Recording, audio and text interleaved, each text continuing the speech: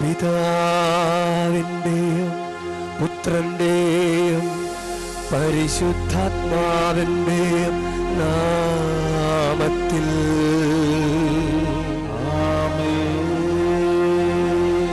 നമ്മുടെ കർത്താവായ യേശുക്രിസ്തുവിൻ്റെ കൃപയും പിതാവായ ദൈവത്തിൻ്റെ സ്നേഹവും പരിശുദ്ധാത്മാവിൻ്റെ സംസർഗവും നിങ്ങളോടു കൂടെ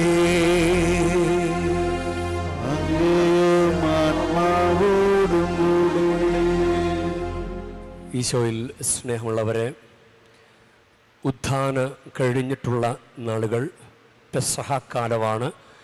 ഉദ്ധിതൻ ഇറങ്ങി നടക്കുന്ന കാലമാണ്. അത് സ്വർഗാരോഹണം വരെ ഈശോ നമ്മുടെ കൂടെ ഉണ്ട്. ചിലപ്പോൾ ഈ ബലിയർപ്പണ സമയത്ത് നമ്മുടെ കൂടെ ഉണ്ടാവും. അതെങ്ങനെയെന്ന് ചോദിച്ചു കഴിഞ്ഞാൽ, വിശുദ്ധ ഗ്രന്ഥത്തിൽ നമ്മൾ ഈ ദിവസങ്ങളിലെല്ലാം വായിച്ചു കേൾക്കുന്ന വചനഭാഗങ്ങൾ അത് ഈശോ ശിഷ്യന്മാർക്ക് പ്രത്യക്ഷപ്പെടുന്ന ഭാഗങ്ങളാണ്. ഇന്ന് തിബേരിയാസ് കടൽ തീരത്ത് ഈശോ ശിഷ്യന്മാർക്ക് 7 പേർക്ക് പ്രത്യക്ഷപ്പെടും. അപ്പോൾ അവർ രാത്രി മുഴുവൻ അധ്വാനിച്ചിട്ട് കർത്താവിനെ വിട്ട് പഴയ പണിക്ക് പോയി. ഇപ്പോൾ അവരെ കർത്താവിന് ആവശ്യമുണ്ട്. അതുകൊണ്ട് അവരെ കർത്താവ് തിരിച്ചു പിടിക്കാൻ വന്നതാണ്. അപ്പോൾ വള്ളത്തിൻ്റെ വലതുവശത്ത് വലയിടുക, അപ്പോൾ നിങ്ങൾ കിട്ടും. അവർ പറയുന്നുണ്ട്, രാത്രി മുഴുവൻ അധ്വാനിച്ചിട്ടൊന്നും കിട്ടിയില്ല. നമ്മളും അങ്ങനെയാണ് പലപ്പോഴും ഇവിടെ വന്നിരിക്കുക.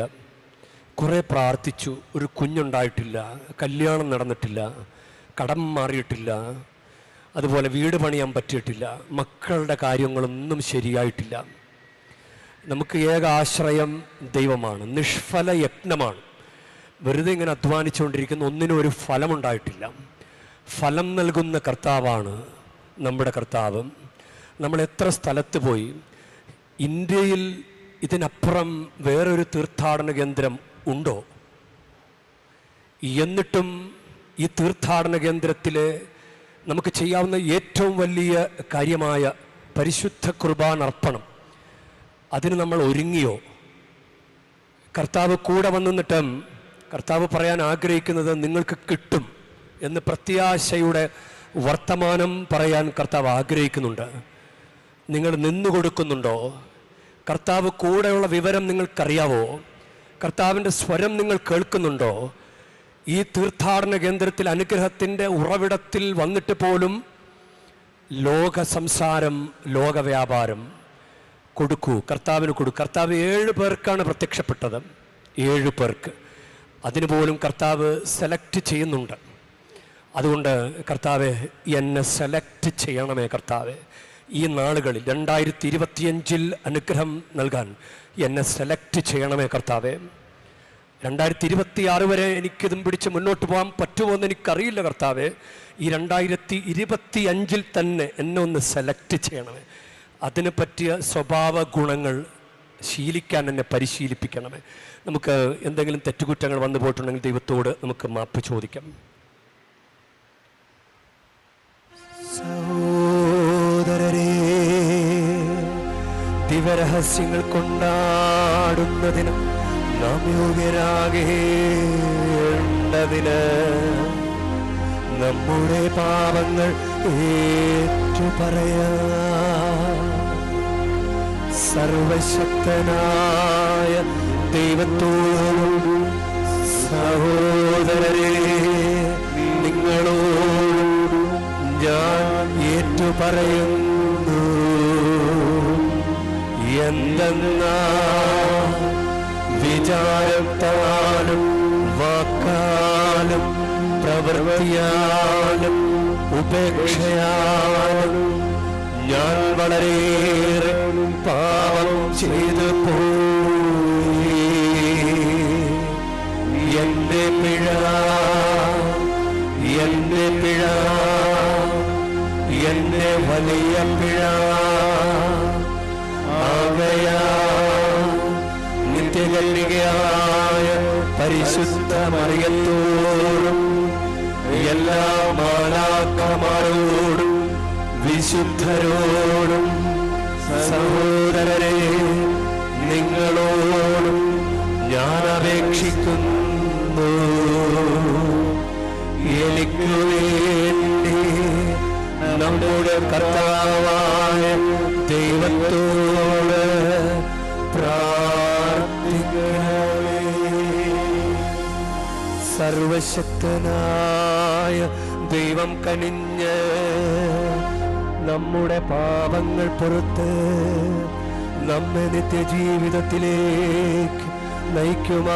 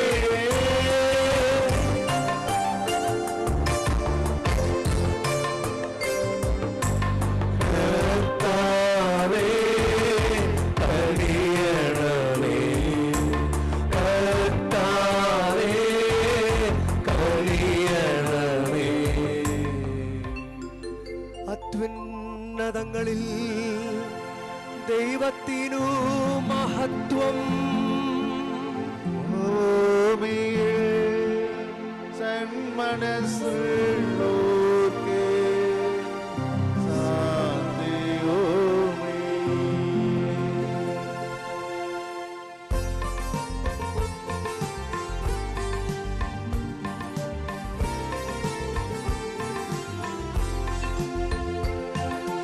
അങ്ങയെ സ്തുതിക്കുന്നു, അങ്ങയെ പുകഴ്ത്തുന്നു, ആരാധിച്ചങ്ങയെ വാഴ്ത്തുന്നു, ദിവ്യമഹിമകൾ പാടുന്നു.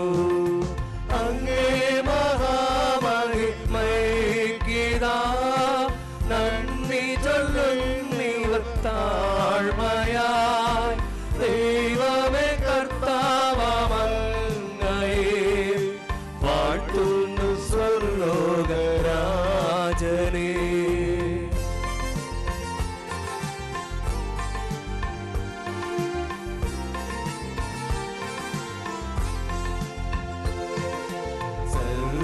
സർവശക്തനാം ദൈവമേ താതനാമങ്ങയെ വാഴ്ത്തുന്നു, ഏകാത്മജാതേവസൂനുവേ കർത്താവാം ശ്രീയേശു ക്രിസ്തുവേ.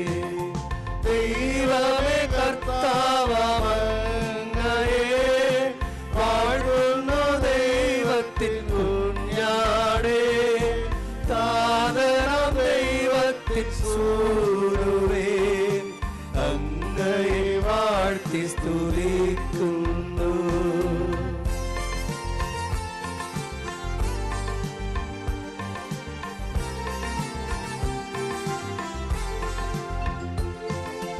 ലോകത്തിൻ പാവനിഹന്താവേ കാരുണ്യം തൂകളെ ഞങ്ങളിൽ. ലോകത്തിൻ പാവനിഹന്താവേ ഞങ്ങൾ തൻ പ്രാർത്ഥന കേൾക്കണേ. നിത്യപിതാവിന്റെ പാർശ്വത്തിൽ നേർവലം ഭാഗത്തിരുന്നീഴും ഞങ്ങൾ തൻ രക്ഷകനേശുവേ കാരുണ്യം തൂകളെ ഞങ്ങളിൽ.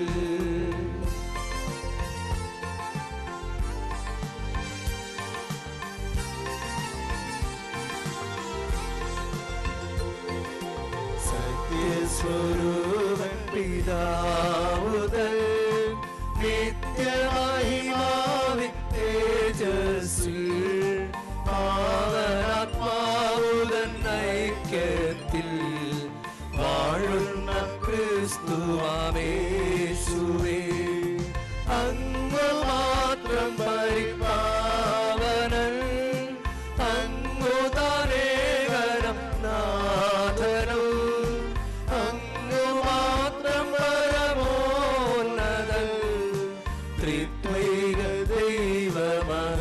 നാമത്തിൽ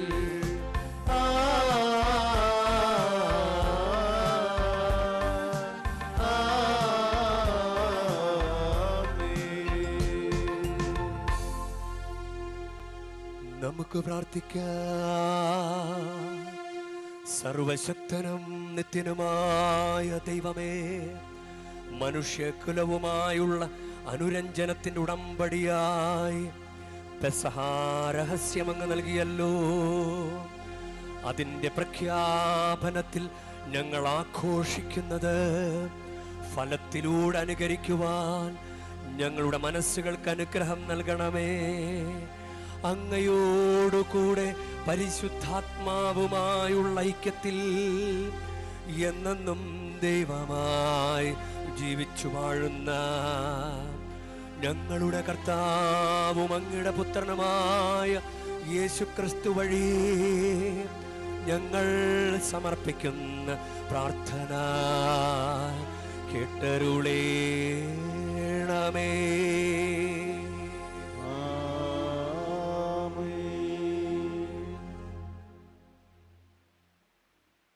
ഒന്നാം വായന അപ്പോസ്തലന്മാരുടെ പ്രവർത്തനങ്ങളിൽ നിന്ന് 4-ാം അധ്യായം 1 മുതൽ 12 വരെ. മറ്റാരിലും രക്ഷയില്ല. അക്കാലത്ത് പത്രോസും യോഹന്നാനും മുടന്തനെ സുഖപ്പെടുത്തിയ ശേഷം ജനത്തോട് പ്രസംഗിച്ചുകൊണ്ടിരുന്നപ്പോൾ പുരോഹിതന്മാരും ദേവാലയ സേനാധിപനും സദുക്കയരും അവർക്കെതിരെ ചെന്നു.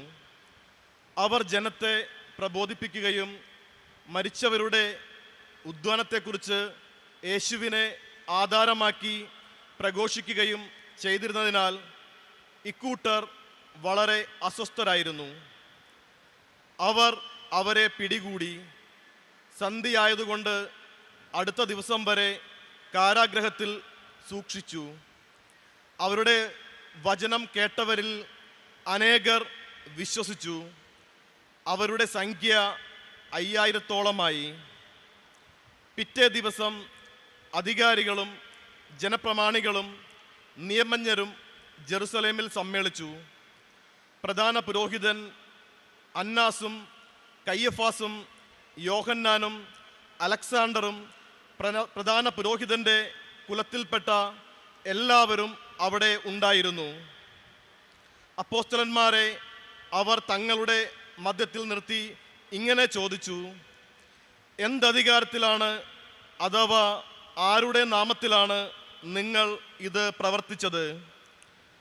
അപ്പോൾ പരിശുദ്ധാത്മാവിനാൽ നിറഞ്ഞ് പത്രോസ് അവരോട് പറഞ്ഞു: ഭരണാധികാരികളെ, ജനപ്രമാണികളെ, ഒരു രോഗിക്ക് ഞങ്ങൾ ചെയ്ത ഒരു സത്പ്രവൃത്തിയെക്കുറിച്ചാണ് എന്തു മാർഗങ്ങൾ ഉപയോഗിച്ചു ഞങ്ങൾ ആ മനുഷ്യനെ സുഖപ്പെടുത്തി എന്നതിനെക്കുറിച്ചാണ് ഞങ്ങൾ ഇന്ന് വിചാരണ ചെയ്യപ്പെടുന്നതെങ്കിൽ നിങ്ങളും ഇസ്രായേൽ ജനം മുഴുവനും ഇതറിഞ്ഞിരിക്കട്ടെ. നിങ്ങൾ കുരിശിൽ തറച്ചു കൊല്ലുകയും മരിച്ചവരിൽ നിന്ന് ദൈവം ഉയർപ്പിക്കുകയും ചെയ്ത നസ്രയനായ യേശുക്രിസ്തുവിൻ്റെ നാമത്തിലാണ് ഈ മനുഷ്യൻ സുഖം പ്രാപിച്ച് നിങ്ങളുടെ മുമ്പിൽ നിൽക്കുന്നത്. വീട് പണിക്കാരായ നിങ്ങൾ തള്ളിക്കളഞ്ഞ കല്ല് മൂലക്കല്ലായിത്തീർന്നു. ആ കല്ലാണ് യേശു. മറ്റാരിലും രക്ഷയില്ല. ആകാശത്തിന് കീഴെ മനുഷ്യരുടെ ഇടയിൽ നമുക്ക് രക്ഷയ്ക്ക് വേണ്ടി മറ്റൊരു നാമം നൽകപ്പെട്ടിട്ടില്ല. കർത്താവിൻ്റെ വചനം. ദൈവത്തിന് നന്ദി. പ്രതിവചന സങ്കീർത്തനം. പണിക്കാർ ഉപേക്ഷിച്ചു കളഞ്ഞ കല്ല് മൂലക്കല്ലായി തീർന്നു. പണിക്കാർ ഉപേക്ഷിച്ചു കളഞ്ഞ കല്ല് മൂലക്കല്ലായി തീർന്നു. കർത്താവിന് കൃതജ്ഞത അർപ്പിക്കുവിൻ. അവിടുന്ന് നല്ലവനാണ്. അവിടുത്തെ കാരുണ്യം എന്നേക്കും നിലനിൽക്കുന്നു. അവിടുത്തെ കാരുണ്യം ശാശ്വതമാണെന്ന് ഇസ്രായേൽ പറയട്ടെ. അവിടുത്തെ കാരുണ്യം ശാശ്വതമാണെന്ന് കർത്താവിൻ്റെ ഭക്തർ പറയട്ടെ. പണിക്കാർ ഉപേക്ഷിച്ചു കളഞ്ഞ കല്ല് മൂലക്കല്ലായി തീർന്നു.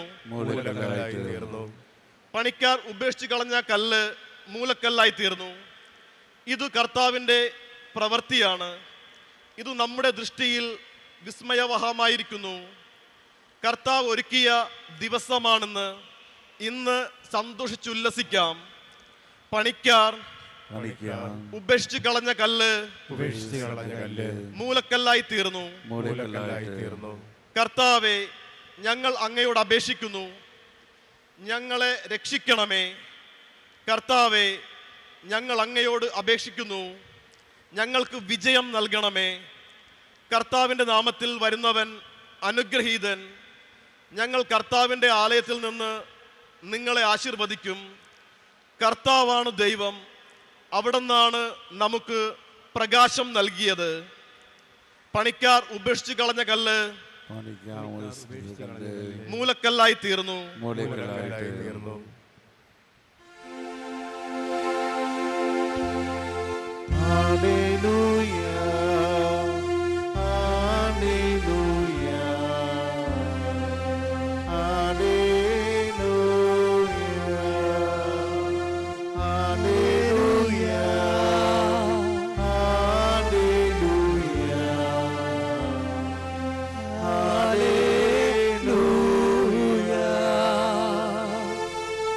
കർത്താവൊരുക്കിയ ദിവസമാണെന്ന് ഇന്ന് സന്തോഷിച്ച് ഉല്ലസിക്കാം. Hallelujah, hallelujah, hallelujah. കർത്താവ് നിങ്ങളോടു കൂടെ.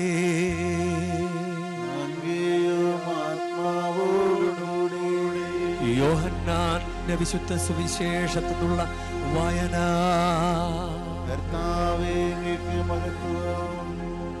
അക്കാലത്ത് യേശു തിബേരിയാസ് കടൽ തീരത്ത് വെച്ച് ശിഷ്യന്മാർക്ക് വീണ്ടും തന്നെ വെളിപ്പെടുത്തി. അവൻ വെളിപ്പെടുത്തിയത് ഇപ്രകാരമാണ്: ശിമയോൻ പത്രോസ്, ദിദിമോസ് എന്ന് വിളിക്കപ്പെടുന്ന തോമസ്, ഗലീലിലെ കാനായിൽ നിന്നുള്ള നഥാനയേൽ, സബദിയുടെ പുത്രന്മാർ എന്നിവരും വേറെ 2 ശിഷ്യന്മാരും ഒരുമിച്ചിരിക്കുകയായിരുന്നു. ശിമയോൻ പത്രോസ് പറഞ്ഞു, ഞാൻ മീൻ പിടിക്കാൻ പോവുകയാണ്. അവർ പറഞ്ഞു, ഞങ്ങളും നിന്നോടുകൂടെ വരുന്നു. അവർ പോയി വള്ളത്തിൽ കയറി. എന്നാൽ ആ രാത്രിയിൽ അവർക്കൊന്നും കിട്ടിയില്ല.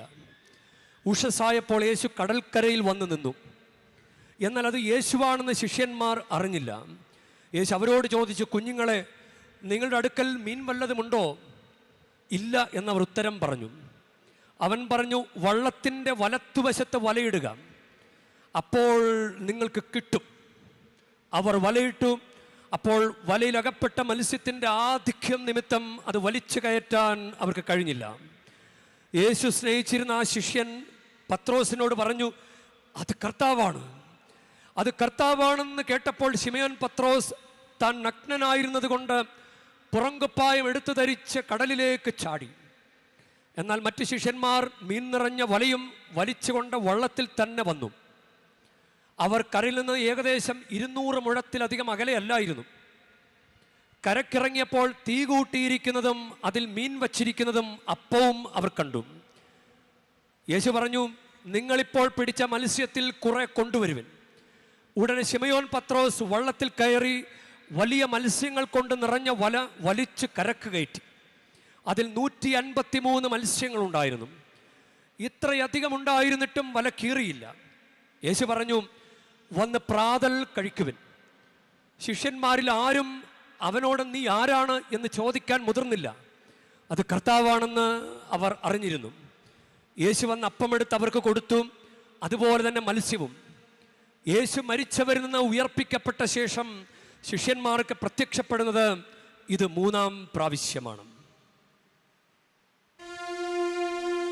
കർത്താവിൻ്റെ സുവിശേഷം. നമുക്കിരിക്കാം. ഈശോയിൽ സ്നേഹമുള്ളവരെ, ഇപ്പോൾ കർത്താവ് തിരിച്ചു പിടിക്കാൻ ഇറങ്ങിയതാണ്. അതായത് കൂടെ കൊണ്ടു നടന്ന് 3 വർഷം പഠിപ്പിച്ച് ഒരു ലെവലിലാക്കിയെടുത്ത ശിഷ്യന്മാർ ഈശോ മരിച്ചു കഴിഞ്ഞപ്പോൾ എല്ലാം തീർന്നു എന്ന് പറഞ്ഞ് അവർ മീൻ പിടിക്കാൻ പോയി. പത്രോസാണ് തുടക്കമിട്ടത്. അപ്പോൾ മറ്റുള്ളവരും പറഞ്ഞു ഞങ്ങളും വരുന്നു. ആ ഒരു കോണ്ടക്സ്റ്റിലാണ് ഈശോ അവരുടെ അടുക്കൽ വരുന്നത്. അതായത് ഈശോയ്ക്ക് അവരെ ആവശ്യമുണ്ട്. അവർ അങ്ങനെ തിരിച്ചു പോകാൻ ശ്രമിക്കുമ്പോഴും പഴയ പണിയിലേക്ക് വല നന്നാക്കിക്കൊണ്ടിരിക്കുമ്പോഴും മീൻ പിടിച്ചുകൊണ്ടിരിക്കുമ്പോഴും അവരെ വിളിച്ചു ചേർത്തതാണ്. മനുഷ്യരെ പിടിക്കുന്നവരാക്കി മാറ്റിയ അവർ വീണ്ടും മീൻ പിടിക്കാൻ വേണ്ടി പോയി. അവരെ മനുഷ്യരെ പിടിക്കുന്നവരാക്കി മാറ്റാൻ ദൈവം തിരഞ്ഞെടുത്തതാണ്. അതുകൊണ്ടാണ് അവർക്ക് ഈശോയ്ക്ക് ആവശ്യമുണ്ട്. അതുകൊണ്ട് ഈശോ അവരെ തിരിച്ചു പിടിക്കാൻ ഇറങ്ങിയതാണ്. അപ്പം അത് ഉദ്ധിതൻ്റെ ഈ ഒരു വെളിപ്പെടുത്തൽ നമുക്ക് കുറേ കാര്യങ്ങൾ പഠിക്കാനുണ്ട് അതിൽ. ഇപ്പോൾ ഒന്നാം വായന നോക്കുകയാണെങ്കിൽ പത്രോസ് എത്രമാത്രം പിന്നോക്കം പോയി. ഇല്ല, ഈശോയെ തള്ളിപ്പറഞ്ഞ ആളല്ലേ. പക്ഷെ ഇന്നത്തെ ഒന്നാം വായന നിങ്ങൾ കേട്ടില്ലേ? തനിക്ക് നഷ്ടപ്പെട്ട ചാൻസ് തിരിച്ചു പിടിക്കുകയാണ് പത്രോസിന്. നമുക്ക് ഇന്ന് എനിക്ക് പറയാനായിട്ടുള്ള സന്ദേശം ഇത് തന്നെയാണ്. കർത്താവ് നിങ്ങളെ തിരിച്ചു പിടിക്കാൻ ആഗ്രഹിക്കുന്നുണ്ട്. നിങ്ങൾ കർത്താവിനെ തിരിച്ചു പിടിക്കാൻ ആഗ്രഹിക്കുന്നുണ്ടോ? നിങ്ങൾ കർത്താവിനെ തിരിച്ചു പിടിക്കാൻ ആഗ്രഹിക്കുന്നുണ്ടോ? അതിന് തുടക്കം പോലും ഇട്ടിട്ടില്ല. കർത്താവിനെ തിരിച്ചു പിടിക്കാൻ നിങ്ങൾ തുടക്കം പോലും ഇട്ടിട്ടില്ല. അല്ലെങ്കിൽ ഈ പരിശുദ്ധമായ ബലിയർപ്പണ സമയത്ത് അതിന് മുന്നൊരുക്കമായി നമ്മൾ സംസാരിച്ചുകൊണ്ടിരിക്കില്ലല്ലോ, ദേവാലയത്തിൽ സംസാരിച്ചുകൊണ്ടിരിക്കില്ലല്ലോ. ക്രമം വേറെ ആണെങ്കിലും, ലത്തീൻ ക്രമമാണെങ്കിലും പരിശുദ്ധ പിതാവ് ഫ്രാൻസിസ് പാപ്പ ചൊല്ലി ശീലിച്ച കുർബാനയായത്. അപ്പം ലാറ്റിൻ കുർബാന, ഇത് കുർബാന തന്നെയാണ്. ഇത് ഞങ്ങൾക്ക് പരിചയമില്ലാത്ത കുർബാനയാണെന്ന് വിചാരിച്ചിട്ട് ഇത് ശ്രദ്ധിക്കാതിരുന്നു കഴിഞ്ഞാൽ ഇതിലുള്ള അഭിഷേകം നമുക്ക് നഷ്ടമാവും. അപ്പോൾ തിരിച്ചു പിടിക്കാൻ ശ്രമിക്കൂ. കർത്താവ് തിരിച്ചു പിടിക്കാൻ ശ്രമിക്കുമ്പോൾ നമ്മളും തിരിച്ചു പിടിക്കാൻ ശ്രമിക്കണം കർത്താവിന്. നമ്മൾ ഓടി ഓടി പോവുകയാണെങ്കിൽ എത്ര ദൂരം കർത്താവ് പുറകെ വരും. അതുകൊണ്ടാണ് ഞാൻ പറഞ്ഞത്, ഇനി അങ്ങോട്ട് അധികം ഞങ്ങളങ്ങോട്ട് കൊണ്ടുപോകല്ലേ കർത്താവെ. ഈ 2025 ഞങ്ങൾക്ക് അനുഗ്രഹം വേണം. കാരണം ഇപ്പോഴേ തന്നെ എങ്ങനെ തീർക്കും, എങ്ങനെ ജീവിക്കുമെന്നറിയില്ല. ഇനി അങ്ങോട്ട് കുറേ കൂടി അങ്ങ് വൈകിപ്പോയാലോ അനുഗ്രഹം കിട്ടാൻ. അപ്പോൾ ഇത് 7 പേർക്കാണ് ഈശോ പ്രത്യക്ഷപ്പെടുന്നത്. ഇനി ഇതിൽ ഈശോ 4 വർത്തമാനങ്ങൾ പറയുന്നുണ്ട്. ഈ വർത്തമാനങ്ങൾ അവരെ തിരിച്ചു പിടിക്കാൻ വേണ്ടിയിട്ടാണ്. ഇത് നമ്മുടെ ഫാമിലി കോണ്ടക്സ്റ്റിലെ വളരെ ഉപകാരപ്രദമായ സംസാരമാണ്. നമുക്ക് എവിടെയെങ്കിലും ബന്ധങ്ങളിലോ എവിടെയെങ്കിലും ചില കാര്യങ്ങൾ നഷ്ടപ്പെട്ടു പോയിട്ടുണ്ടെങ്കിൽ തിരിച്ചു പിടിക്കാൻ ഉദ്ധിത സംസാരം നമുക്ക് ഉപകാരപ്പെടും. ഉദ്ധിതൻ്റെ സംസാരം നമുക്ക് ഉപകാരപ്പെടും. അപ്പോൾ യോഹന്നാൻ്റെ സുവിശേഷം 21-ാം അധ്യായമാണ് നമ്മുടെ കോണ്ടക്സ്റ്റ്. അതിൽ 5-ാമത്തെ വാക്യം, കുഞ്ഞുങ്ങളെ നിങ്ങൾക്ക് മീൻ വല്ലതും കിട്ടിയോ?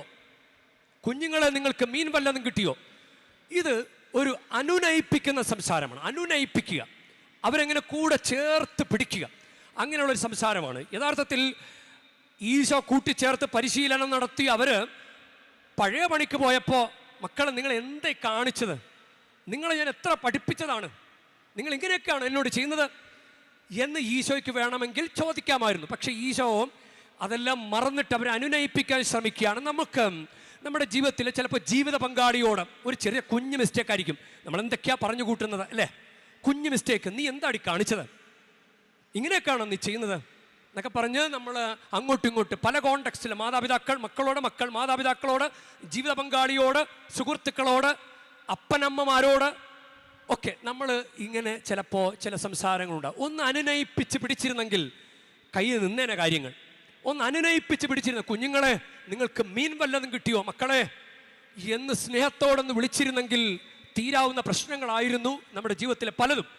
അപ്പോൾ അത് അനുനയിപ്പിക്കുന്ന സംസാരം, അത് പരിശീലിക്കണം. അനുനയിപ്പിക്കുന്ന സംസാരം. നമ്മൾ ഒരു 6 പേർ ഒരുമിച്ചിരുന്ന് സംസാരിക്കുകയാണ്. ചിലപ്പോൾ സുഹൃത്തുക്കളാകാം, കുടുംബത്തിലുള്ള ആളുകളാകാം, ബന്ധുക്കളാകാം. ആ കൂട്ടത്തിൽ നമ്മൾ പരസ്പരം പോസിറ്റീവായിട്ടുള്ള കാര്യങ്ങൾ സംസാരിക്കണം. ഇനി ആ കൂട്ടത്തിൽ ഒരാളെക്കുറിച്ച് നമ്മൾ നെഗറ്റീവായിട്ട് പറയുകയാണെങ്കിൽ അവിടെ ആ സംസാരം ആ നിമിഷം നിന്നുപോകും. കാരണം ആ നെഗറ്റീവ് കേട്ടയാൾക്ക് ഭയങ്കര സങ്കടമാവും, ഒന്നുകിൽ ആൾ ഇറങ്ങിപ്പോവും. അങ്ങനെ എത്ര നിമിഷങ്ങൾ. അപ്പോൾ നമ്മളിത് പരിശീലിക്കേണ്ട ഒരു കാര്യമാണ്, അനുനയിപ്പിക്കുന്ന സംസാരം. 2-ാമത്തെ സംസാരം യോഹന്നാൻ്റെ സുവിശേഷം 21-ാം അധ്യായം 6-ാം വാക്യം. വള്ളത്തിൻ്റെ വലതുവശത്ത് വലയിടുക, അപ്പോൾ നിങ്ങൾക്ക് കിട്ടും. ഈശോ ഇട്ട് നോക്ക് കിട്ടുമായിരിക്കും എന്നല്ല ഈശോ പറഞ്ഞത്. ഒരു ചെറുക്കൻ 10ാം ക്ലാസ്സിലെ പരീക്ഷ റിസൾട്ട് വന്നു, ഒരു പരീക്ഷയ്ക്ക് തോറ്റുപോയി. അവന് പേടിയായി. അവൻ കടൽ തീരത്ത് പോയി നിന്നു. കുറച്ച് നെഗറ്റീവ് വിചാരങ്ങൾ വന്നു. പക്ഷെ അവൻ മനസ്ഥൈര്യം വീണ്ടെടുത്ത് അവൻ വീട്ടിലേക്ക് വന്നു. വീട്ടുകാർക്ക് കാര്യം മനസ്സിലായി. അവരൊന്നും ചോദിച്ചില്ല. അപ്പം എന്നെ വിളിച്ചിട്ടുണ്ടായിരുന്നു. ഞാൻ പറഞ്ഞു അത് സാരമില്ല, 1 മാസം കൊണ്ട് സേ എഴുതി അത് പാസ്സാകാമല്ലോ. അവൻ വളരെ ഇൻറ്റൻസീവായിട്ട് പഠിച്ചു, സേ എഴുതി പാസ്സായി.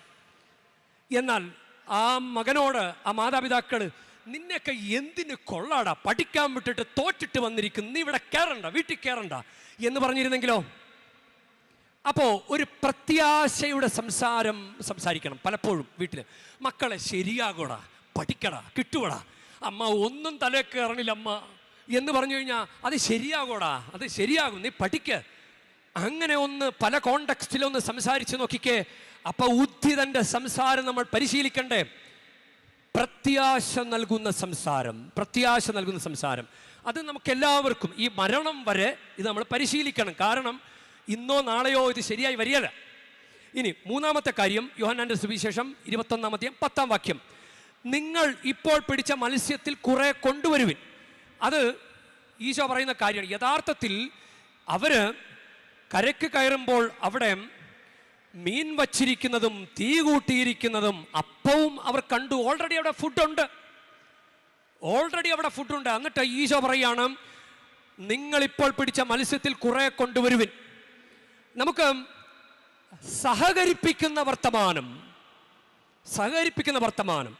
നമ്മൾ ചിലപ്പോൾ ഇങ്ങനെ പാട്ടിൻ്റെ കാര്യത്തിലോ വായനയുടെ കാര്യത്തിലൊക്കെ ചില ആളുകളോട് വഴക്ക് പറയാറുണ്ട്. അത് ഈ ശുശ്രൂഷയിൽ നല്ല വ്യക്തമായിട്ട് വായിക്കുകയും നല്ല സുന്ദരമായിട്ട് ആലപിക്കുകയും ശുശ്രൂഷയെ സഹായിക്കുകയും ചെയ്യണ്ടേ. അങ്ങനെ ചെയ്യാത്തവരോടല്ലേ വഴക്ക് പറയുക. എന്നാൽ ഇതൊന്നും ചെയ്യാൻ അറിയില്ലാത്തവരെ സഹകരിപ്പിക്കാൻ പറ്റുമോ? ഇത് പറഞ്ഞത് ഇത് വേറൊരു കോണ്ടെക്സ്റ്റാണ്. നിങ്ങൾ കൊണ്ടുവാ, നമുക്ക് ഒരുമിച്ച് കഴിക്കാം, വാ, നിങ്ങൾ കൂടി കൊണ്ടുവാ. ചില അമ്മമാരുണ്ട്, മരുമകളെ കൊണ്ട് ഒന്നും ചെയ്യിപ്പിക്കല. രാവിലെ എഴുന്നേറ്റ് പണിയെല്ലാം തീർത്തു വെക്കും. എന്നിട്ട് പറയും, അവൾ അടുക്കളയിലേ കയറിയല, അവൾ ഒരു വക സഹായിക്കല, എവിടെ പണിയെല്ലാം തീർത്തു വെച്ചിരിക്കും. ഈ മരുമകൾ പിന്നെ എന്ത് സഹായിക്കാനാ? അപ്പോൾ ആരെയും സഹകരിപ്പിക്കാത്ത ചില നടപടികൾ കുടുംബജീവിതത്തിലുണ്ടെങ്കിൽ നമ്മളത് മാറ്റിയെടുക്കണം. സഹകരിപ്പിക്കുന്ന വർത്തമാനം പറയണം. വാ, നമുക്ക് എല്ലാവരും കൂടി ചെയ്യാതെ എന്ന് പറഞ്ഞ് സഹകരിപ്പിക്കുന്ന വർത്തമാനം നമ്മൾ പറയണം. ഇനി 4ാമത്തെ വർത്തമാനം, ഈശോ യോഹന്നാന്റെ സുവിശേഷം 21-ാം അധ്യായം 12-ാം വാക്യം, വന്ന് പ്രാതൽ കഴിക്കുവിൻ. വാ മക്കളെ, കഴിക്കു മക്കളെ, നീ വല്ലതും കഴിച്ചോടാ. ഒരു കരുതലിൻ്റെ വർത്തമാനം ഇല്ലേ? വിളിക്കുമ്പോൾ ആരെങ്കിലും ഫോൺ ചെയ്യുമ്പോൾ നമ്മുടെ ആവശ്യങ്ങളാണ് ചോദിക്കുക. പക്ഷേ എടാ നിനക്ക് സുഖാണാടാ, നീ വല്ലതും കഴിച്ചോടാ കുഞ്ഞെ, അങ്ങനെ ചോദിക്കുന്നുണ്ടോ? ജീവിത പങ്കാളിയോട്, മക്കളോട് ഒരു കരുതലിൻ്റെ സംസാരം, അനുനയിപ്പിക്കുന്ന സംസാരം, പ്രത്യാശയുടെ സംസാരം, സഹകരിപ്പിക്കുന്ന സംസാരം. ഇനി കരുതലിൻ്റെ സംസാരം നമ്മുടെ കുടുംബജീവിതത്തിൽ. ഈശോ നഷ്ടപ്പെട്ടതിനെ തിരിച്ചു പിടിക്കാൻ ഈശോ ചെയ്ത കാര്യമാണ്. നമുക്ക് വർത്തമാനം മൂലം എന്തോരം കാര്യങ്ങൾ നഷ്ടപ്പെട്ടു പോയിട്ടുണ്ടോ, ഒന്ന് തിരിച്ചു പിടിച്ചൂടെ?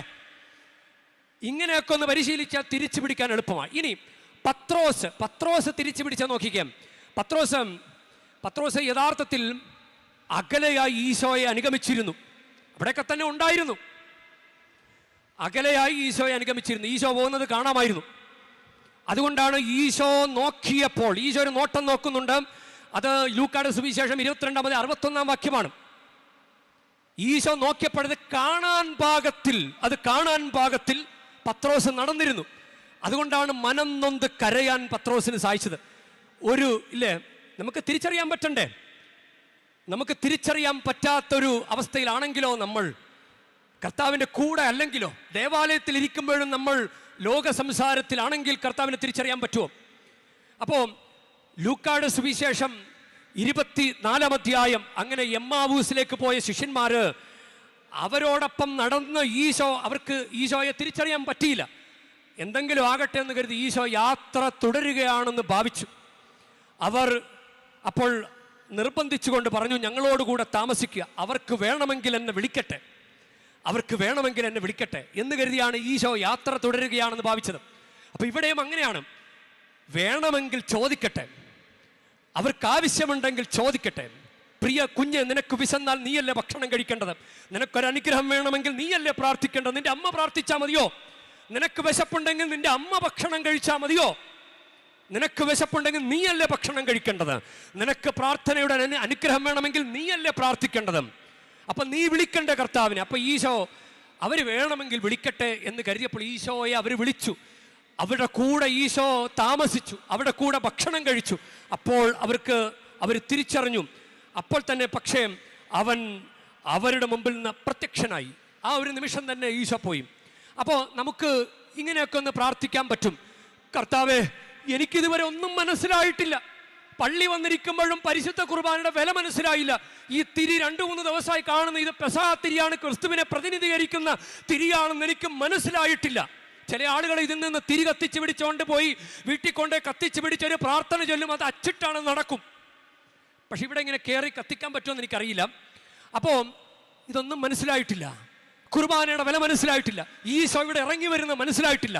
കുംഭസാരത്തിൽ പാപമോചനം തരുന്നത് ഈശോയാണെന്ന് മനസ്സിലായിട്ടില്ല.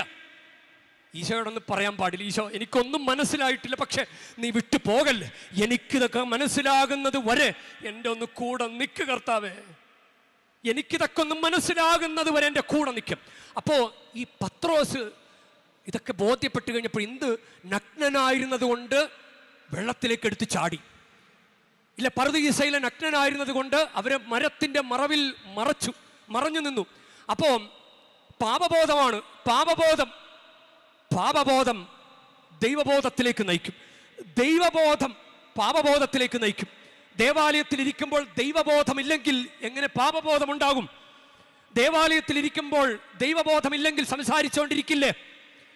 ദൈവബോധമാണ് പാപബോധത്തിലേക്ക് നയിക്കുന്നത്. ഈ ദൈവബോധം മനസ്സിൽ കിട്ടിയ പത്രോസ് പിന്നെ വിളിച്ചു പറഞ്ഞു. അത് തിരിച്ചു പിടിക്കാൻ എത്രമാത്രം അകന്നുപോയോ, ബാറുക്ക് പ്രവാചന പുസ്തകത്തിൽ പറയുന്നുണ്ട്, നീ എത്രമാത്രം അകന്നുപോയോ അതിൻ്റെ 10 ഇരട്ടി തീക്ഷ്ണതയോടെ തിരിച്ചു വരിക.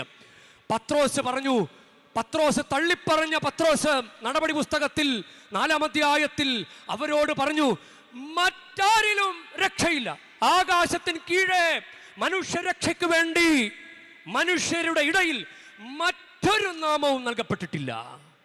വെള്ളം ചേർക്കാതെ പറഞ്ഞു, അഡ്ജസ്റ്റ് ചെയ്യാതെ പറഞ്ഞു. പ്രിയ ദൈവമൈതലേ, നമ്മുടെ വിശ്വാസത്തിൽ വെള്ളം ചേർക്കരുത്. പള്ളിയിലിരുന്ന് കുറച്ച് സംസാരിച്ചാലും വലിയ കുഴപ്പമൊന്നുമില്ല, വെള്ളം ചേർക്കല്ലേ, വിശ്വാസത്തിൽ വെള്ളം ചേർക്കല്ലേ. നിന്റെ വിശ്വാസത്തിൽ പത്രോസ് തിരിച്ചു പിടിച്ചത് കണ്ടോ? ദൈവം നിന്നെ തിരിച്ചു പിടിക്കാൻ ആഗ്രഹിക്കുമ്പോൾ നീ ദൈവത്തെ തിരിച്ചു പിടിക്കും. ഈ ഉത്ഥാന കാലഘട്ടം അനുഗ്രഹമാണ്. ഈശോ കൂടെയുണ്ട്, നിന്നെ അനുഗ്രഹിക്കാനും തിരിച്ചു പിടിക്കാനും ദൈവം തയ്യാറാണ്. നീ ഈശോയെ തിരിച്ചറിയൂ, ഈശോയെ വിട്ടു പോകല്ലേ കർത്താവേ, കൂടെ നിൽക്കും, എനിക്ക് നിന്നെ ഒന്ന് മനസ്സിലാകുന്നത് വരെ.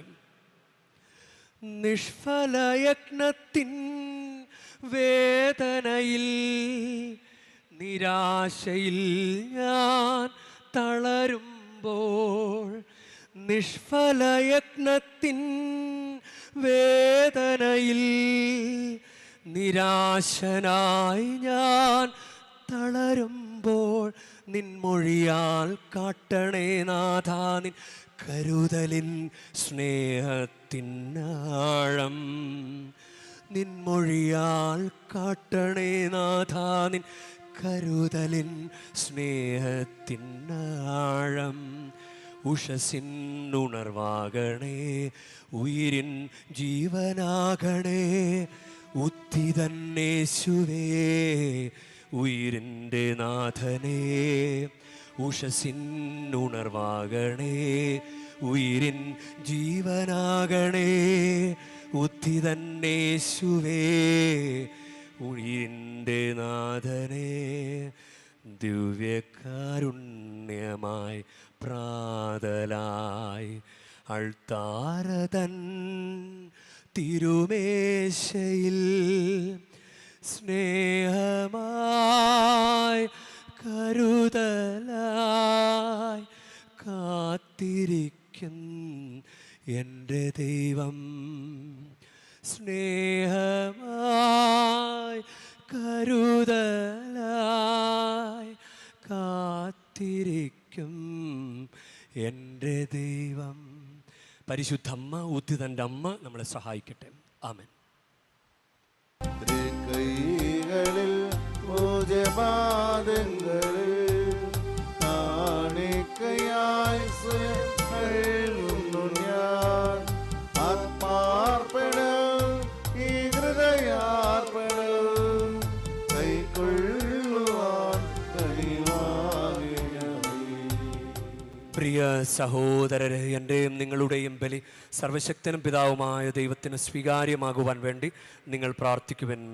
കർത്താവിന്റെ നാമത്തിന്റെ സ്തുതിക്കും മഹിമയ്ക്കും നമ്മുടെയും അവിടുത്തെ ക്രിസ്തുവിനുടെയും മഹിമയ്ക്കുമായി അങ്ങയുടെ കരങ്ങളിൽ നിന്ന് ഈ ബലി സ്വീകരിക്കുമാറാകട്ടെ.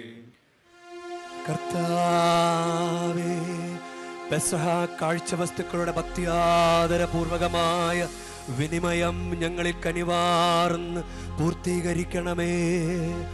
അങ്ങനെ ലൗകികാകർഷണങ്ങളിൽ നിന്ന് സ്വർഗീയ അഭിലാഷങ്ങളിലേക്ക് ഞങ്ങൾ നയിക്കപ്പെടുമാറാകട്ടെ.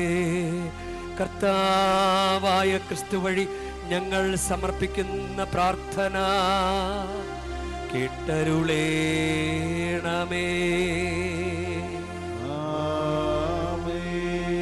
കർത്താവ് നിങ്ങളോടു കൂടെ, ആത്മാവോടും കൂടി ഹൃദയങ്ങൾ ഉയർത്തുവിൻ. കർത്താവിലേക്ക് ഞങ്ങൾ ഉയർത്തിരിക്കുന്നു. നമ്മുടെ കർത്താവായ ദൈവത്തിന് നന്ദി പ്രകാശിപ്പിക്കാം. അത് ഉചിതവും ന്യായവുമത്രേ. കർത്താവേ, എല്ലാ കാലത്തും വിശിഷ്യ ഞങ്ങളുടെ പെസഹ കുഞ്ഞാടായ ക്രിസ്തു ബലിയർപ്പിക്കപ്പെട്ട ഈ കാലയളവിൽ അങ്ങയെ ഏറ്റുപറയുന്നത് യഥാർത്ഥത്തിൽ ഉചിതവും ന്യായവും യോഗ്യവും രക്ഷാകരവുമാണല്ലോ. എന്തെന്നാൽ പുരാതനമായവ ഉന്മൂലനം ചെയ്യപ്പെടുകയും തകർന്ന പ്രപഞ്ചം നവീകരിക്കപ്പെടുകയും ക്രിസ്തുവിൽ ഞങ്ങൾക്കായി ജീവന്റെ സമഗ്രത സമുദ്ധരിക്കപ്പെടുകയും ചെയ്തു. ആകയാൽ എല്ലാ മാലാഖമാരോടും വിശുദ്ധരോടും ചേർന്ന് അങ്ങയുടെ മഹത്വത്തെ പ്രകീർത്തിച്ചുകൊണ്ട് ഞങ്ങളും താഴ്മയോടെ ആലപിക്കുന്നു. പരിശുദ്ധൻ പരിശുദ്ധൻ പരിശുദ്ധൻ, സൈന്യങ്ങളുടെ കർത്താവാം ദൈവം പരിശുദ്ധൻ, ദൈവം പരിശുദ്ധൻ. തിരുഭവമങ്ങേ മഹിമകളാൽ നിറഞ്ഞു മതിയും വിണ്ടലഹോ. ഹോസാന ഹോസാന അത്യുന്നതങ്ങളിൽ ഹോസാന. കർത്താവിൻ തിരുനാമത്തിൽ വരുവോരേറ്റം ധന്യരുമാം. ഹോസാന ഹോസാന അത്യുന്നതങ്ങളിൽ ഹോസാന.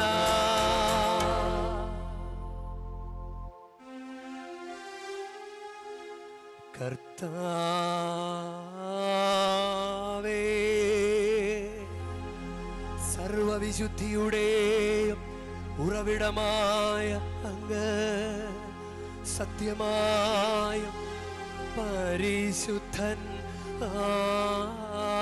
ആകുന്നു. ആകയാൽ അങ്ങേ ആത്മാവാൽ മഞ്ഞുകണം പോലെ ഈ കാണിക്കകൾ പവിത്രമാക്കണമേ. അങ്ങനെ ഞങ്ങൾക്കായി ഇവ ഞങ്ങളുടെ കർത്താവായ യേശുക്രിസ്തുവിൻ്റെ ശരീരവും രക്തവുമായി തീരുമാറാകട്ടെ. അവിടുന്ന് ഒറ്റിക്കൊടുക്കപ്പെട്ട് സുമനസാലെ പീഡകൾ സഹിച്ചപ്പോൾ അപ്പമെടുത്ത് കൃതജ്ഞത പ്രകാശിപ്പിച്ച് മുറിച്ച് തൻ്റെ ശിഷ്യന്മാർക്ക് കൊടുത്ത് കൊണ്ട് അരുൾ ചെയ്തു. എല്ലാവരും ഇതിൽ നിന്നു വാങ്ങി ഭക്ഷിക്കുവിൻ. എന്തെന്നാൽ ഇത് നിങ്ങൾക്കു വേണ്ടി അർപ്പിക്കാനിരിക്കുന്ന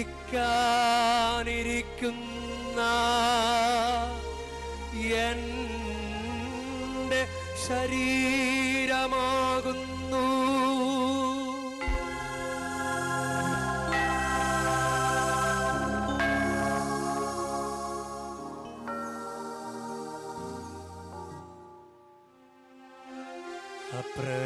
അപ്രകാരം തന്നെ അത്താഴം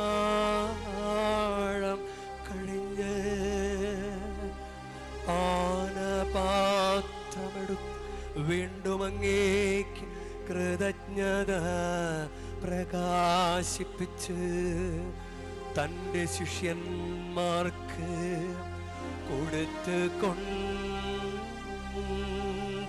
അരുൾ ചെയ്തു.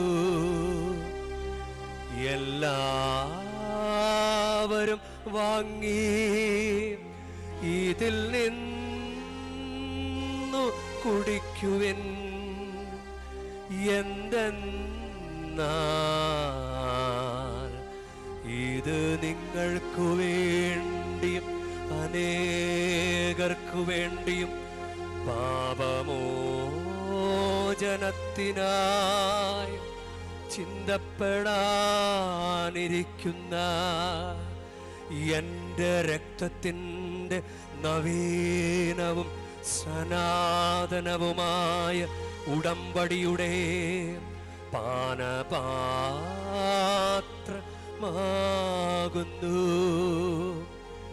ഇതു നിങ്ങൾ എൻ്റെ ഓർമ്മയ്ക്കായി ചെയ്യുവിൻ.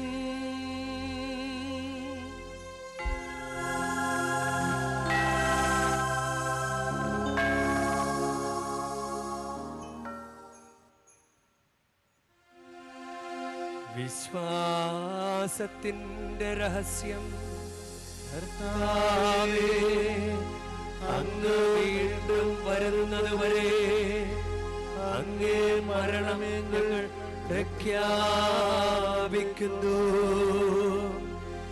അങ്ങേ ഉയർപ്പ് ഞങ്ങളേറ്റു പറയുന്നു.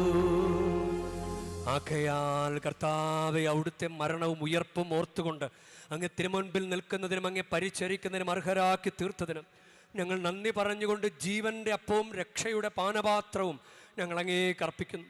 ക്രിസ്തുവിൻ്റെ ശരീരത്തിലും രക്തത്തിലും പങ്കുചേരുന്ന ഞങ്ങളെ പരിശുദ്ധാത്മാവിൽ ഒന്നായി ചേർക്കണമെന്ന് താഴ്മയോടെ ഞങ്ങൾ അപേക്ഷിക്കുന്നു. കർത്താവേ, ലോകമെങ്ങും വ്യാപിച്ചു കിടക്കുന്ന അങ്ങേ കത്തോലിക്ക തിരുസഭയെ ഓർക്കണമേ. നമുക്ക് ഈ സമയം പരിശുദ്ധ പിതാവ് നമ്മുടെ ഫ്രാൻസിസ് പാപ്പായ്ക്ക് വേണ്ടി നമുക്ക് പ്രാർത്ഥിക്കാം. നാളെ സംസ്കാര കർമ്മങ്ങൾ റോമിൽ നടക്കുകയാണ്. നമുക്ക് അദ്ദേഹത്തിൻ്റെ സ്വർഗീയ സൗഭാഗ്യ അർഹത കിട്ടുന്നതിന് വേണ്ടി നമുക്ക് പ്രാർത്ഥിക്കാം. ഞങ്ങളുടെ രൂപതാധ്യക്ഷനായ സഹായരാജ്യമെത്രാനോടും വൈദിക ഗണത്തോടുമൊത്ത സഭയങ്ങ് സ്നേഹത്തിൻ്റെ പൂർണ്ണതയിലെത്തിക്കണമേ. ഉയർപ്പിൻ്റെ പ്രത്യാശയോടെ നിദ്രകൊള്ളുന്ന ഞങ്ങളുടെ സഹോദരങ്ങളെയും അങ്ങ് കാരുണ്യത്തിൽ മരണമടഞ്ഞ സകലരെയും അങ്ങ് ഓർക്കുകയും അങ്ങേ മുഖത്തിൻ്റെ പ്രകാശത്തിലേക്ക് അവരെ സ്വീകരിക്കുകയും ചെയ്യണമേ. ഞങ്ങളെല്ലാവരിലും കനിയണമെന്ന് ഞങ്ങൾ പ്രാർത്ഥിക്കുന്നു. അങ്ങനെ ദൈവമാതാവായ പരിശുദ്ധ കന്യകാമറിയത്തോടും അക്കന്യകയുടെ ഭർത്താവായ ഭാഗ്യപ്പെട്ട യോസെപ്പിനോടും അനുഗ്രഹീതര അപ്പോസ്തലന്മാരോടും മഹിമയേറിയ രക്തസാക്ഷികളോടും കാലാകാലങ്ങളിൽ അങ്ങേ പ്രസാദിപ്പിച്ച സകല വിശുദ്ധരോടുമൊത്ത് നിത്യജീവനിൽ പങ്കുചേരാൻ ഞങ്ങൾ അർഹരാക്കുകയും അങ്ങേ പുത്രനായ യേശു ക്രിസ്തു വഴി ഞങ്ങളങ്ങെ സ്തുതിക്കുകയും മഹത്വപ്പെടുത്തുകയും ചെയ്യുമാറാകട്ടെ. ക്രിസ്തുവിലൂടെ, ക്രിസ്തുവിനോടുകൂടെ, ക്രിസ്തുവിൽ തന്നെ സർവശക്തനായ ദൈവവും പിതാവുമായ അങ്ങേക്ക് പരിശുദ്ധാത്മാവുമായുള്ള ഐക്യത്തിൽ എല്ലാ ബഹുമതിയും മഹത്വവും എന്നുമെന്നേക്കും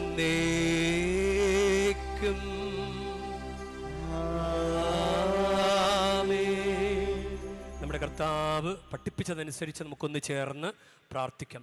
സ്വർഗസ്ഥനായ ഞങ്ങളുടെ പിതാവേ, അങ്ങേ നാമം പൂജിതമാകണമേ, അങ്ങേ രാജ്യം വരണമേ, അങ്ങേ തിരുമനസ് സ്വർഗത്തിലെ പോലെ ഭൂമിയിലും ആകണമേ.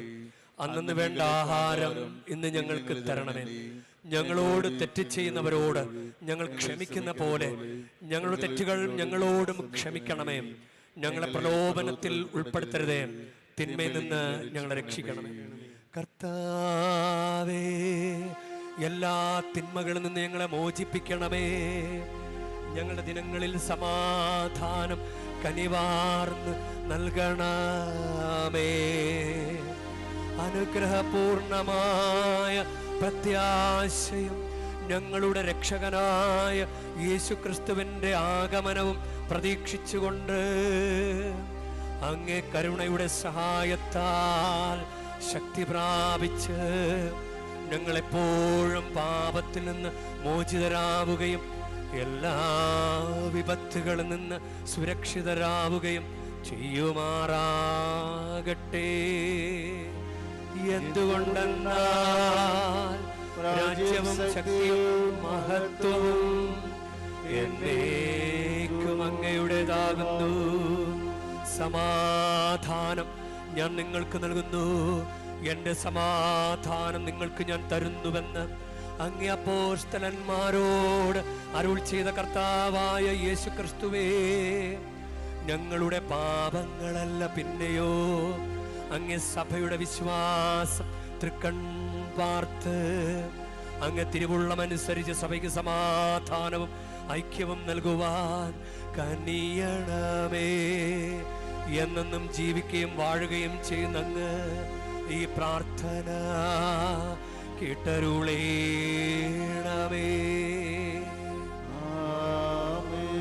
കർത്താവിൻ്റെ സമാധാനം നിങ്ങളോട് കൂടെ എപ്പോഴും ഉണ്ടായിരിക്കട്ടെ. നിങ്ങൾ പരസ്പരം സമാധാനം ആശംസിക്കുവിൻ. ലോകത്തിന്റെ പാപങ്ങൾ നീക്കുന്ന ദിവ്യഗുണിയാണ് എങ്ങളിൽ കനിയണമേ. ലോകത്തിന്റെ പാപങ്ങൾ നീക്കുന്ന ദിവ്യഗുണിയാണ് എങ്ങളിൽ കനിയണമേ. ലോകത്തിന്റെ പാപങ്ങൾ നീക്കുന്ന ദിവ്യഗുണിയാണ് ഞങ്ങളിൽ സമാധാനം നൽകണമേ.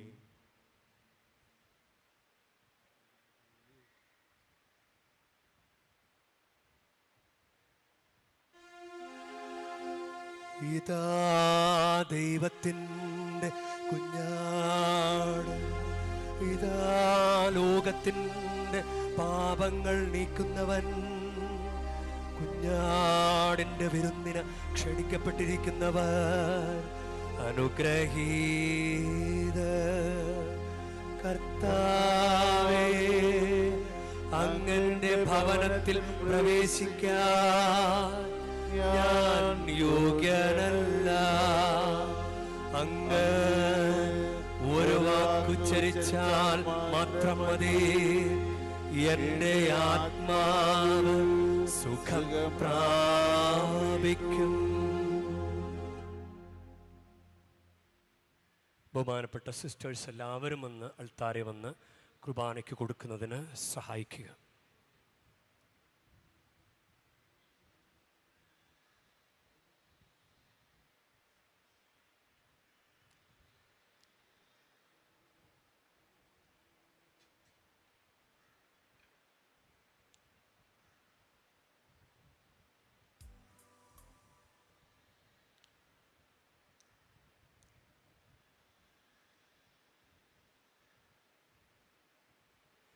പരിശുദ്ധ കുർബാന സ്വീകരണ കർമ്മത്തിൽ നമ്മൾ ഭക്തിപൂർവ്വം പങ്കുചേരുക. കുമ്പസാരിച്ചൊരുങ്ങിയ കത്തോലിക്ക വിശ്വാസികൾ, ആദ്യവസാനം നന്നായി ബലിയർപ്പിക്കുന്ന കത്തോലിക്ക വിശ്വാസികൾ മാത്രം പരിശുദ്ധ കുർബാന നാവുകളിലാണ് സ്വീകരിക്കേണ്ടത്. മറ്റ് മതസ്ഥരോ മറ്റ് ഡിനോമിനേഷൻസിലുള്ളവരോ യഥാർത്ഥത്തിൽ കുർബാന സ്വീകരിക്കാൻ അനുവദിക്കപ്പെട്ടിട്ടില്ല. അവർ സ്വസ്ഥാനങ്ങളിലിരുന്ന് പ്രാർത്ഥനയിലായിരിക്കുക. ഇപ്പോൾ ഈ സമയം നിങ്ങളുടെ വസ്തുക്കൾ നിങ്ങൾ തന്നെ സൂക്ഷിക്കുക. പരിശുദ്ധ കുർബാന സ്വീകരിക്കുമ്പോൾ ആമേൻ എന്ന് പറഞ്ഞ് സ്വീകരിക്കുന്നത് ഉചിതമാണ്.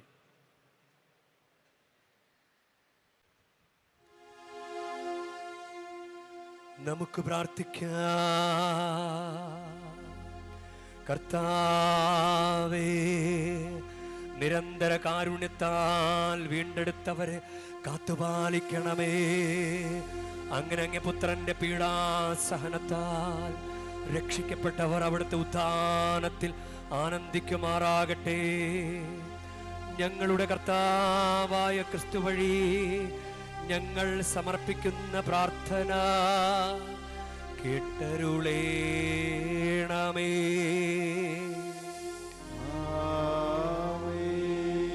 കർത്താവ് നിങ്ങളോടു കൂടെ,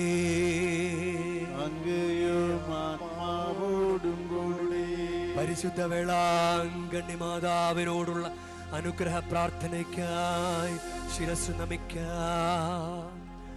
ഉണ്ണീശോയെ കയ്യിലേന്തിയ പരിശുദ്ധ വേളാങ്കണ്ണി മാതാവേ, ഇവിടെ കൂടിയിരിക്കുന്ന എല്ലാ ഭക്തജനങ്ങളെയും ഇവരുടെ കുടുംബങ്ങളെയും സോഷ്യൽ മീഡിയയിലൂടെ ഈ ബലിയിൽ പങ്കെടുത്ത എല്ലാവരെയും അങ്ങനെ ഗ്രഹിച്ച് ആശീർവദിക്കണമേ. ഇവരുടെ മനസ്സ് തളർന്നു പോകുമ്പോൾ പാൽക്കാരനായ ബാലന്റെ പാൽക്കുടത്തിലെ പാൽ നിറഞ്ഞു തുളുമ്പിയതുപോലെ ഇവരെയും സന്തോഷത്താൽ നിറയ്ക്കണമേ. പരാജയങ്ങൾ ഇവരെ തളർത്തുമ്പോൾ മുടന്തനായ ബാലനെ നടക്കാനിടയാക്കിയതുപോലെ ഇവരെയും താങ്ങി നടത്തണമേ. പോർച്ചുഗീസ് നാവികരെ സുരക്ഷിതമായി കരയിലേക്ക് എത്തിച്ചതുപോലെ സങ്കടക്കടലിൽ വലയുന്ന എല്ലാവരെയും അങ്ങ് കരകയറ്റണമേ. അനുഗ്രഹദായിനിയായ പരിശുദ്ധാരോഗ്യ മാതാവിൻ്റെ ആശീർവാദം നിങ്ങളോട് കൂടെ എപ്പോഴും ഉണ്ടായിരിക്കട്ടെ.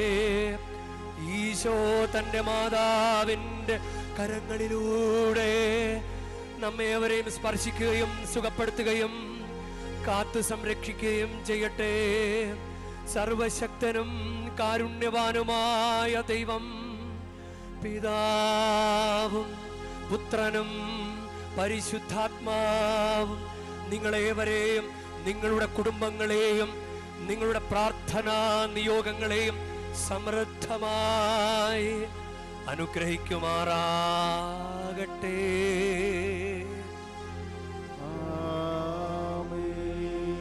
ക്രിസ്തുവിന്റെ സ്നേഹത്തിലും സമാധാനത്തിലും പോകുവിൻ. ദിവ്യപൂജ സമാപിച്ചു. ഹല്ലേലൂയാ, ഹല്ലേലൂയാ. ദൈവത്തിനു നന്ദി. ഹല്ലേലൂയാ, ഹല്ലേലൂയാ.